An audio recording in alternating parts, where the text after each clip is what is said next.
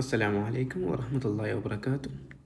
നമ്മളിന്ന് ചെക്ക് ചെയ്യാൻ പോകുന്നത് എങ്ങനെയാണ് പള്ളിയുടെ സ്റ്റാഫോ അല്ലെങ്കിൽ മദ്രസയുടെ സ്റ്റാഫോ ലോഗിൻ ചെയ്യേണ്ടത്.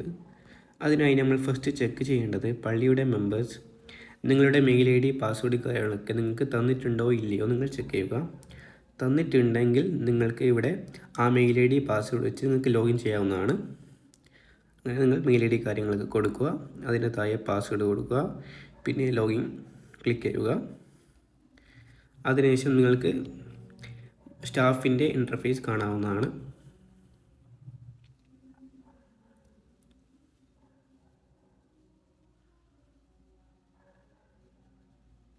നിങ്ങൾക്കിപ്പോൾ കാണാവുന്ന പ്രൊഫൈല് കാര്യങ്ങൾ, ക്ലാസ്സസ്, അനൗൺസ്മെൻറ്റ്, കംപ്ലയിൻസ്, പിന്നെ അറ്റൻഡൻസ്, ക്ലാസ് വൈസ് റാങ്കിങ്, അതേപോലെ ക്ലാസ് വൈസ് അറ്റൻഡൻസ് റാങ്കിങ് കാണാൻ പറ്റുന്നതാണ്.